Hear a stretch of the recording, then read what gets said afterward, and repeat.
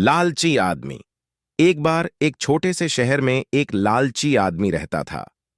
वह बहुत ही धनी था, लेकिन इसके बावजूद भी उसकी लालच का कोई अंत नहीं था।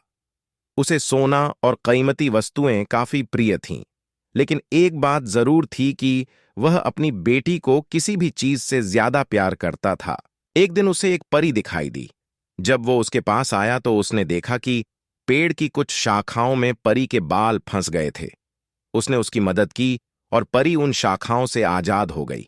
लेकिन जैसे जैसे उसका लालच हावी हुआ, उसने महसूस किया कि उसके इस मदद के बदले में एक इच्छा मांगकर, उसकी मदद करके, वो आसानी से अमीर बन सकता है। ये सुनकर परी ने उसे एक इच्छा की पूर्ति करने का मौका भी दिया।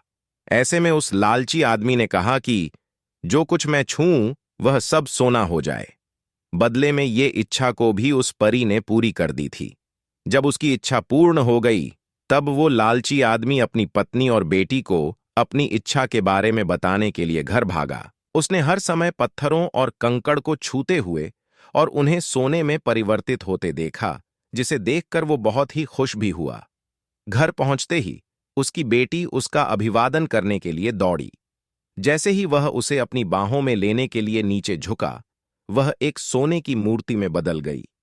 ये पूरी घटना अपने सामने देखते ही उसे अपनी गलती का एहसास हुआ। वो काफी जोर से रोने लगा और अपनी बेटी को वापस लाने की कोशिश करने लगा। उसने परी को खोजने की काफी कोशिश करी, लेकिन वो उसे कहीं पर भी नहीं मिली। उसे अपनी मूर्खता का एहसास हुआ, लेकिन अब तक काफी देर हो गई थी। सिख। इस कहानी से हमें ये सीख मिलती है कि लालच हमेशा पतन की ओर ले जाता है। जरूरत से ज्यादा लालच करना हमें हमेशा दुख प्रदान करता है।